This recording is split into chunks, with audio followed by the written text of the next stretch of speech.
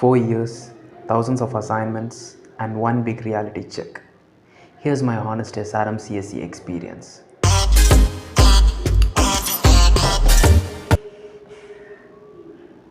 Hey everyone, welcome to the channel. I'm Ashwin and I'm a final year student from SRM University.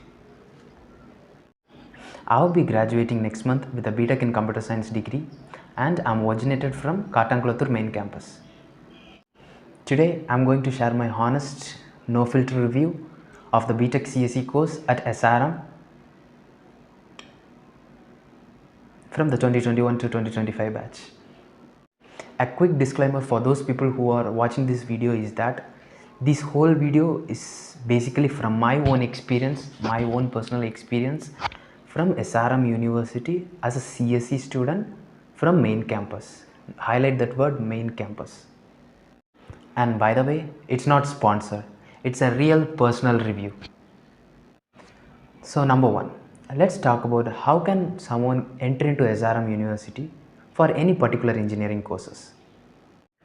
So there are two ways. Firstly, through SRM JEEE entrance examination, in which if you are able to secure a decent rank, in that case, you can get your preferred course, preferred campus without paying any donation. The second case is that through direct admissions by paying donations. Number two, let us talk about CSE Department. We all know that computers rule over the world, right? So there is nothing much to talk about that, I believe. And regarding the fees of CSE course at SRM University, it could range somewhere from 3.5 to 5 lakhs in tuition fees, and this could range from campus to campuses. In case if you are going for a main campus Kattankulattur, then it could be significantly higher than other campuses. Hey, I just remember that SRM JEEE phases are going on for the 2025 intakes. So good luck for that. Number three, let's talk about academics. When we talk about academics, the very first thing that strikes our mind is the academics. No, the teaching quality. I personally believe the teaching quality, it depends on the professors. How are the professors? Are they supportive? These kind of questions, right? So when it comes to professors, it depends. And in 90% of the cases, your professors are going to be extraordinarily talented. They are knowledgeable. In 10% cases, they might lack knowledge in that. But in those 10% cases, they won't lack knowledge. They lack communication skills. It is what I have observed. They are not great at communication. They might have an amazing knowledge about that particular domain. But when it comes to communicating it in English, they lack that particular skill. And what about the curriculum? So guys, the curriculum, it is an outdated curriculum, right? So there isn't much change about it. So my advice would be that inside to academics, also do some certification courses. You can take some courses from Udemy, Coursera, NPTEL even. So and do some courses related to that of your own interest. It could be either from web development, app development, DevOps. It's up to you. Now, attendance system. Is it strict, lenient? Is proxy possible? So to answer that, in order for you to appear at the end semester examinations, you should have a minimum of 75% attendance. And regarding lenient or strict, it depends on the faculty. Some faculties might be lenient, but many are strict. Now let's talk about projects, right? And in every semester, at end of any of the subjects related to computer science, you might have to build a project. Say for example, in the very first year of my semester, like I had this course called problem solving using programming. So where at the end of the semester, we need to submit a project.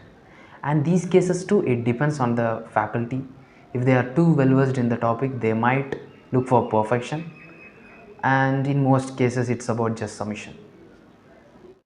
Now, exams, they are important when we talk about academics. Exams are not that tough. In case if you are an average student at school, then in college it's not going to be tough, guys. Trust me on this. The major problem is that People waste a lot of time in college. This is what I have observed. So if you could put decent amount of effort, let's say even if you start preparing a week before your exams, you can easily able to crack it. But if you aim for good marks, rather great marks, a 10 by 10 CGPA, in that case you need to work hard for it. Number 3. Now let's talk about coding culture. Guys, when it comes to coding culture, you don't have to worry about that. SRM provides you various opportunities in terms of coding culture. They have a lot of clubs. Number 1, they conduct regular hackathons where you can showcase your development skills in terms of web development, app development, or any field it could be, generating an artificial intelligence bot, something like that. My quick tip or suggestion would be that never miss any hackathon in your college. Note this down, never miss any hackathon. Just form a team of friends, maybe 4 or 5, and these make sure these 5 people are committed towards their goals and go for hackathons, win prize monies. You can even, like, I have seen people who pay their own college fees with the prize money they have won in hackathons. So don't miss that, dude.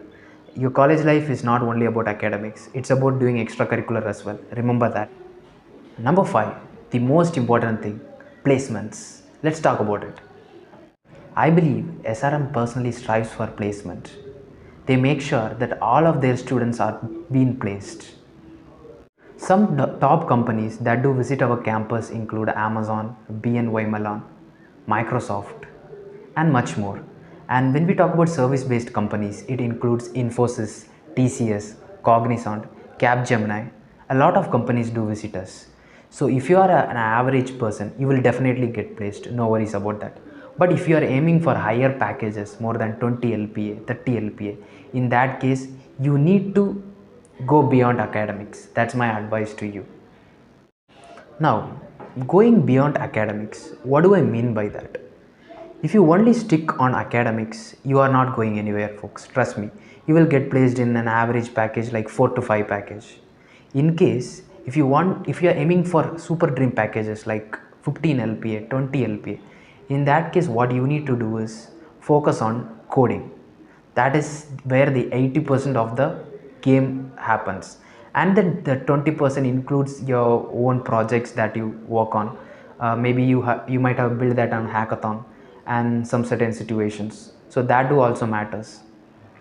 So also have a balance between your academics and your coding portfolio. So, and start learning to code from the very first day itself. People generally do a mistake is that they start coding at maybe at the end of third year when their placement scenario begins. No, folks, things won't work like that. Things will be extremely hard. Remember that things will be extremely hard. You have to start to code from the very first year itself. And I know people who are placed at very good companies in the very first year itself because they are great at coding, only because they are great at coding. So CGPA on the other side, or your academics, could act as a filter. But in order to decide you get that particular job or not, it depends on your coding skills and your personal communication skills. That too matters. And the other thing is that try to get internships in the very first year itself. Maybe how you can get internship is that learning some skills. This involves web development or app development, artificial intelligence, something. Learn the basics and start applying. And don't aim for some internships that should pay you. Go for unpaid internships. No wrong with that. When you put these things in your resume, right, this will make you stand out from the rest of the crowd. That acts as a differentiating factor. Now, what about the placement support at SRM? When you reach the end of third year, your placement season begins, and each and every student will be allocated under a mentor. So, a mentor will be handling a group of 50 or 60 students, and he or she will take the ownership of you people being getting placed. You don't have to worry about placement, guys. SRM provides you amazing opportunity on that, and I have to personally thank Career Center who takes care of this. I guess the head name is known as Venkateshwara Sastri, if I'm not wrong. He's a very humorous guy. So I guess if you join SRM in the orientation session, you might see him. They're doing some amazing things when it comes to placement. Uh, Now, Number 6, let's talk about campus life. So, hostels. How are hostels? Hostels are great when it comes to hygiene, cleanliness, and everything, and food, importantly. It is good. But my interest would be that, so my personal experience is that when you stay in hostel, you will face a lot of distractions. You can see people playing around you. You can't really focus on your things, so maybe you might have to go for library in that case. So what I did is that after completion of my first year of college, I just moved outside. I rented out in a flat and I stayed there, which is really helpful. And the other reason why I choose outside is that, I'm a kind of guy who sleeps late, very late at night, like 1 o'clock, 2 o'clock. Yeah, so it was kind of bothering for me to annoy my roommates, so that's why. And usually, there are two kinds of people who come to SRM based on my own experience, what I have observed. So, the number one people, they fall in the category who are career focused. They are very obsessed about being placed at top product based companies. Number two, rich kids. Okay, they just want to enjoy their life, the 4 years of their academic life. They doesn't care about anything, just enjoyment. In both the cases, I believe SRM could be great. You can have enjoyed life and a focused career as well. And you have lots of fest going on around here.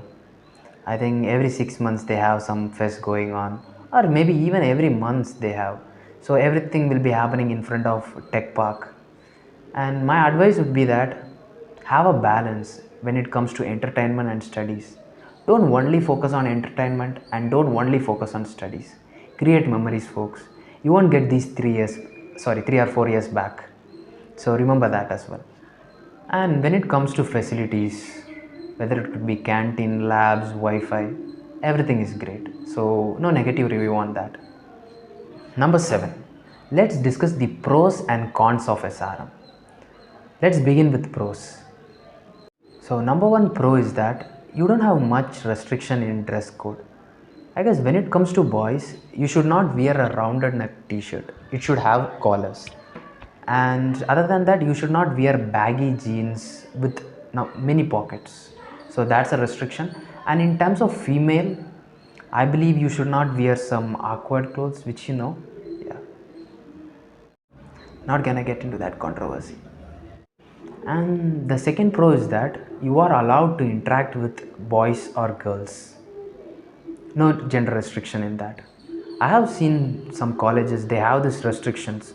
Boys talk, girls talk, but boys no talk. I think it's really awkward.